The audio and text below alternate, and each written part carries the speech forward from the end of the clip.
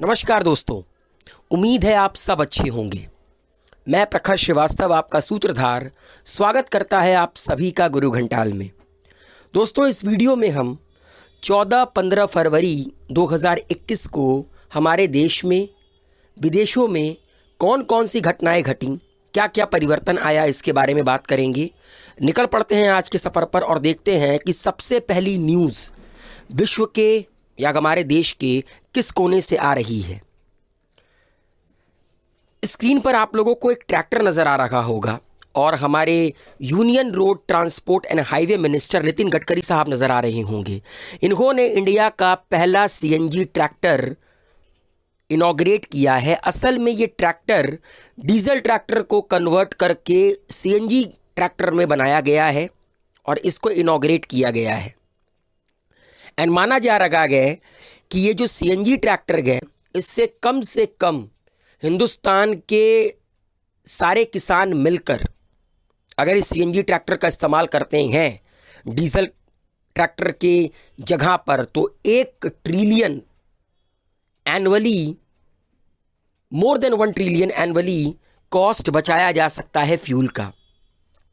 और इस कन्वर्जन को करने वाली 2 कंपनी का नाम है रॉमेट techno solution and Tomasetto एक्ली India. इन दोनों कंपनीज ने मिलकर जॉइंट वेंचर के साथ मिलकर ये काम को अंजाम दिया है। इन लोगों ने डीजल ट्रैक्टर को कन्वर्ट किया है सीएनजी ट्रैक्टर में। और माना ये जा रहा है कि अगर डीजल ट्रैक्टर की जगह पर सीएनजी ट्रैक्टर का इस्तेमाल करेंगे किसान, तो कहीं ना कहीं जो कॉस्ट में, जो फ्यूल पर कॉस्ट लगता था, उससे 50% कम कॉस्ट लगेगा, क्योंकि सीएनजी इस वक्त 42 रुपये प्रति किलोग्राम है। वहीं पर अगर आप डीजल की प्राइस देखेंगे तो करीब करीब 77-80 या हो सकता है उससे भी ज़्यादा जाए, क्योंकि पेट्रोल करीब करीब 100 रुपये लीटर चल रहा है। तो अगर आप मान लीजिए कि सीएनजी 42 है और 84 रुपये लीटर आपका डीजल गए, तो 42 का दुगना 84 हो जाएगा। इसका मतलब ये है कि सीएनजी ट्रैक्टर का इस्तेमाल कर 50% कॉस्ट बचाई जा सकती है फ्यूल पे। तो आई होप कि ये ट्रैक्टर जल्द से जल्द हिंदुस्तान के कोने कोने पर पहुंचेगा और किसानों को इससे बहुत ज़्यादा मदद मिलेगी।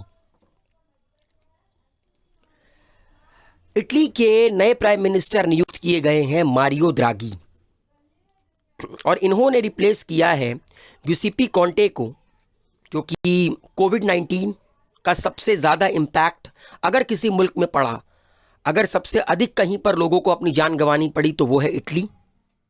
और इसी के चलते ग्युसेप्पे कॉन्टे को रिज़ाइन देना पड़ा और उनकी जगह पर मारियो द्रागी नए प्राइम मिनिस्टर नियुक्त किए गए हैं इटली के, जो कि 73 साल के हैं एंड यूरोपियन सेंट्रल बैंक के प्रेसिडेंट के तौर पर भी ये काम कर चुके हैं 2011 से लेकर 2019 तक, और अभी ये नए प्रधानमंत्री बने हैं इटली के।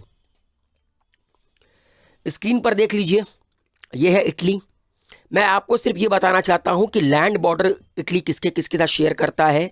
मोनाको, ठीक है, फ्रांस, स्विट्जरलैंड, ऑस्ट्रिया, स्लोवेनिया, और एक कंट्री और है दोस्तों बीच में, छोटी सी, जिसको हम लोग लिechtenstein कहते हैं, वो यहाँ पर कहीं है। ठीक है, तो करीब करीब देखा जाए तो 6 से 7 मुल्कों के साथ ये अपनी लैंड बॉर्डर को शेयर करती है इटली।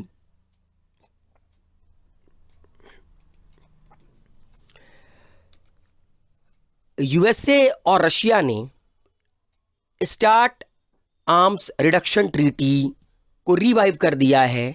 मतलब कि 5 फरवरी 2011 को अमेरिका और रशिया के बीच में एक ट्रीटी हुई थी, जिसको कहते हैं स्टार्ट आर्म्स रिडक्शन ट्रीटी। 10 साल की ये ट्रीटी थी। 5 फरवरी 2021 को ये ट्रीटी ख़त्म हो गई, लेकिन इसको 5 साल और बढ़ा दिया गया है। मतलब कि अब ये 5 फरवरी 2026 तक बढ़ा दी गई है। और मैं आपको बताता हूँ ऐसा क्यों किया गया है। पहली बात तो ये समझिए कि ये स्टार्ट आर्म्स ट्रीटी थी क्या। स्ट्रेटेजिक आर्म्स रिडक्शन ट्रीटी ये एक तरह की न्यूक्लियर आर्म रिडक्शन ट्रीटी है between USA and Russian federation. 1945 आपको याद होगा, सेकेंड वर्ल्ड वॉर खत्म हुआ, कोल्ड वॉर का आगाज हुआ। और कोल्ड वॉर एक तरह का आइडियोलॉजिकल वॉरफेयर था बिटवीन अमेरिका एंड रशिया। दोनों ताबड़तोड़ हथियार बना रहे थे और इतने हथियार बना चुके थे, मतलब इतना पाइल स्टॉक इकट्ठा हो गया था कि इन दोनों को आपस में डर लगने लगा था कि गलती से भी अगर वॉर हो गया ना एक्टिव, तो ये तीसरा वर्ल्ड वॉर नहीं कहलाएगा, पूरा का पूरा विश्व खत्म माना जाएगा। क्योंकि फर्स्ट वर्ल्ड वॉर में किसी भी तरह का न्यूक्लियर इस्तेमाल नहीं हुआ, लेकिन सेकेंड वर्ल्ड वॉर में अमेरिका ने एटम बॉम्ब का इस्तेमाल कर कर पूरे वर्ल्ड को ये संदेश दे दिया कि आने वाला वॉर ना मतलब छोटी मोटी जाने नहीं लेगा, आर या पार की लड़ाई होगी। तो इन दोनों को ये डर लगा कि कहीं अगर एक्टिव वॉर हो गया तो जीतेगा तो इन दोनों में से कोई नहीं, क्योंकि ये दोनों न्यूक्लियर कैपेबल मुल्क हैं। ओके, अगर अमेरिका अटैक करेगा तो रशिया भी रिटेलिएट करने की क्षमता रखता है। इसीलिए इन दोनों मुल्कों ने 45 साल तक लॉजिक ऑफ डिटरेंस का कॉन्सेप्ट लेकर चले। लॉजिक ऑफ डिटरेंस का मतलब क्या होता है कि आपका दुश्मन अगर आपके समान ताकतवर है तो आपको पता है कि आप एक हाथ मारेंगे ना तो वो पलट कर वार जरूर करेगा। तो इससे अच्छा है लड़ाई मत करो, तुम अपने खेमे में रहो, मैं अपने खेमे में रहूं। इसीलिए इन दोनों मुल्कों के बीच में एक स्टार्ट ट्रीटी साइन हुई थी कि अपने अपने न्यूक्लियर वॉर को ये कम करेंगे, न्यूक्लियर वॉरफेयर को ये कम करेंगे, ताकि इतना खतरा ना हो एक दूसरे के प्रति और ना ही पूरे विश्व को। मध्य प्रदेश का फेमस मांडू फेस्टिवल मनाया गया 13 तारीख से लेकर 15 फरवरी, मतलब 13 फरवरी से लेकर 15 फरवरी, और इसको इनॉग्रेट किया उषा ठाकुर ने, जो कि एमपी की state culture and tourism minister है।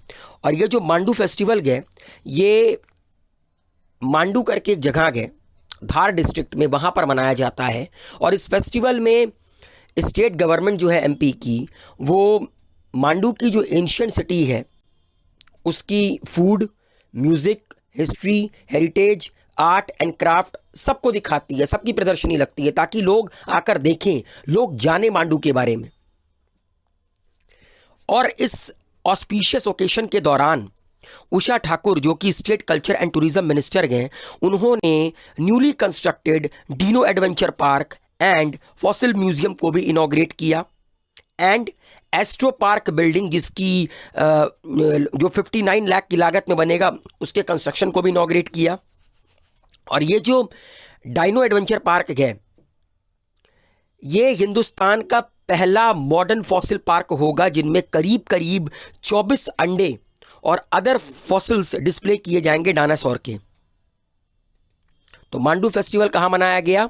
मध्य प्रदेश के धार जिले में। कुछ इंपॉर्टेंट फैक्ट देख लेते हैं एमपी के बारे में। कई सारे बड़े बड़े क्रिकेट स्टेडियम एमपी के नाम हैं, like Nehru stadium in Indore, Roop Singh stadium in Gwalior and Holkar stadium in Indore. इसके अलावा ऐशबाग स्टेडियम, जो भोपाल बादशाह है वर्ल्ड सीरीज हॉकी टीम, उनका होम ग्राउंड माना जाता है।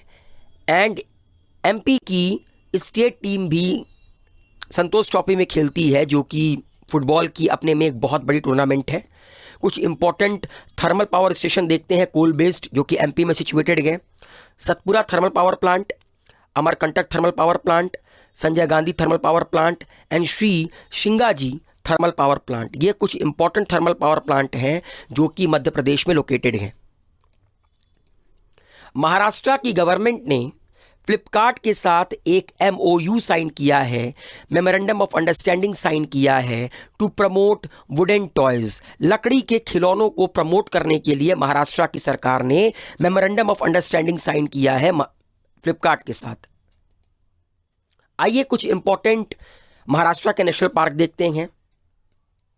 चंदोली, गुगामल, नवेगांव, पेंच नेशनल पार्क, संजय गांधी, जिसको बोरीवली नेशनल पार्क भी कहते हैं, इसको कंफ्यूज मत कीजिएगा, एमपी में भी एक संजय नेशनल पार्क है, तदोबा नेशनल पार्क। ये 6 नेशनल पार्क हैं जो कि महाराष्ट्र में सिचुएटेड हैं। दोस्तों, हमारे देश की इसरो, इन्होंने टाई अप किया है मैप माई इंडिया के साथ एक नया एप्लीकेशन बनाने के लिए, जो कि ऑल्टरनेटिव के तौर पे काम करेगी गूगल मैप के।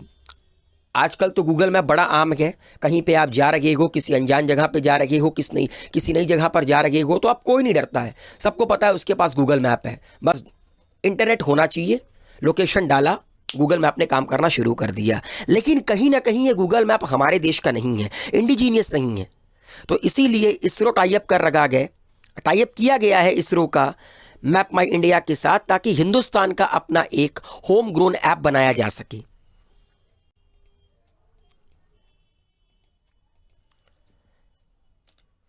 स्किल मिनिस्ट्री ने एक फेलोशिप प्रोग्राम लॉन्च किया है भारत की 9 आईआईएम के साथ पार्टनरशिप करके, और इस फेलोशिप प्रोग्राम का नाम है Mahatma Gandhi national fellowship programme. Mahatma Gandhi national fellowship programme, और ये 2 साल का प्रोग्राम है, जिसको कि लॉन्च किया गया है under the world bank loan assisted programme Sankalp. World bank loan assisted programme है संकल्प, एक संकल्प प्रोग्राम शुरू किया गया था, जिसको पैसा देता है, जिसको फंडिंग करता है वर्ल्ड बैंक। संकल्प को कहते हैं skills acquisition and knowledge awareness for livelihood promotion. Simple सा लॉजिक है, अगर लोग स्किल्ड हैं तभी लोग बाहर निकलकर नौकरी कर सकते हैं, अच्छा पैसा कमा सकते हैं, अच्छी स्टैंडर्ड ऑफ लिविंग को मेंटेन कर सकते हैं। तो स्किल को देने के लिए एक स्किल्ड बंदों का होना ज़रूरी है। तो कहीं ना कहीं ये जो Mahatma Gandhi national fellowship programme है, जो कि 9 आईआईएम के साथ पार्टनरशिप कर लॉन्च किया गया है, उसको वर्ल्ड बैंक असिस्टेड प्रोग्राम संकल्प के अंडर में ही लॉन्च किया गया है। 2 साल का प्रोग्राम है। पहले साल हर महीने 50,000 रुपये दिए जाएंगे जो भी फेलोज सेलेक्टेड होंगे इस प्रोग्राम के under, Mahatma Gandhi fellowship programme के अंडर।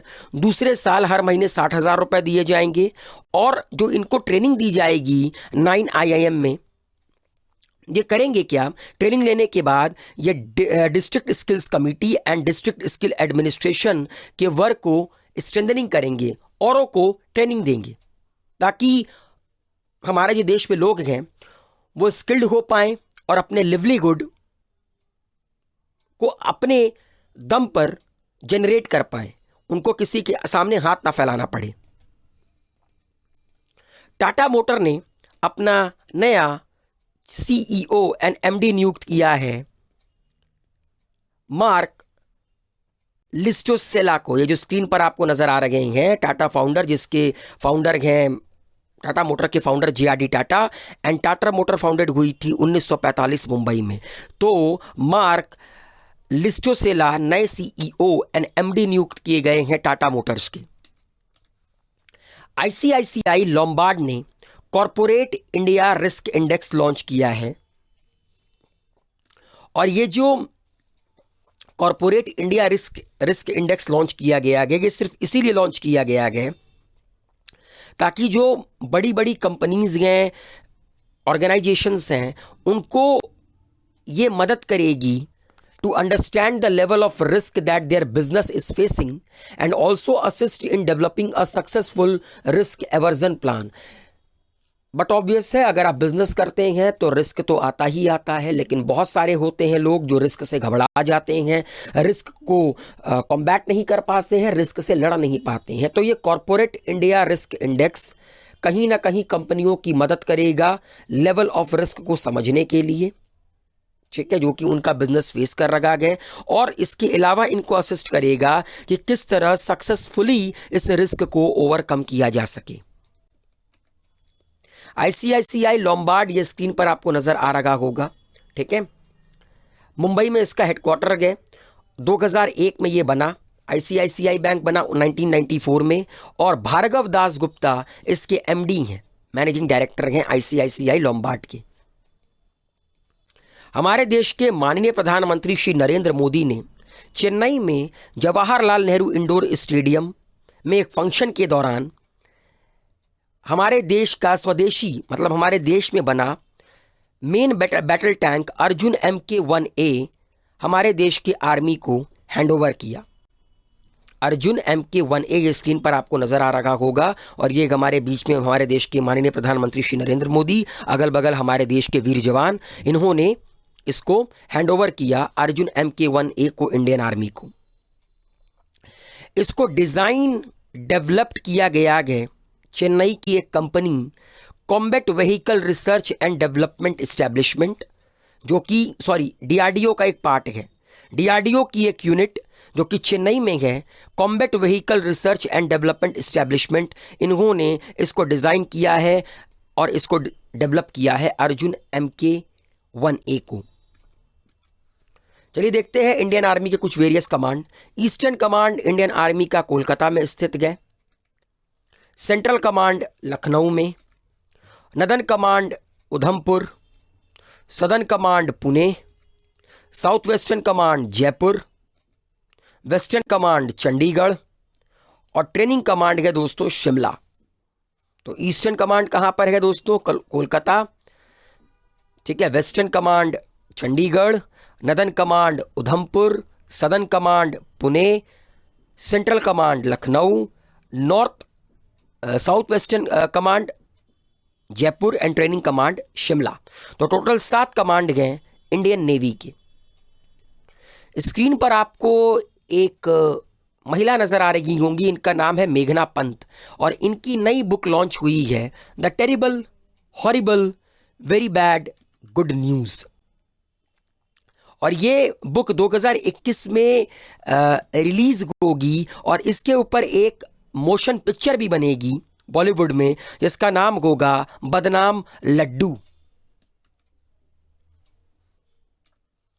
ये स्क्रीन पर आप लोगों को जो सज्जन नजर आ रहे हैं, इनका नाम है पीटर मुखर्जी। अगर आप लोगों में से किसी ने इंद्राणी मुखर्जी के मर्डर केस के बारे में शीना बोरा मर्डर केस, जिसमें कि इंद्राणी मुखर्जी और पीटर मुखर्जी के ऊपर चार्जेस लगे थे कि इन लोगों ने ही शीना बोरा का मर्डर किया है, अगर वो केस आप लोगों को याद होगा तो आप इनको पहचानते होंगे।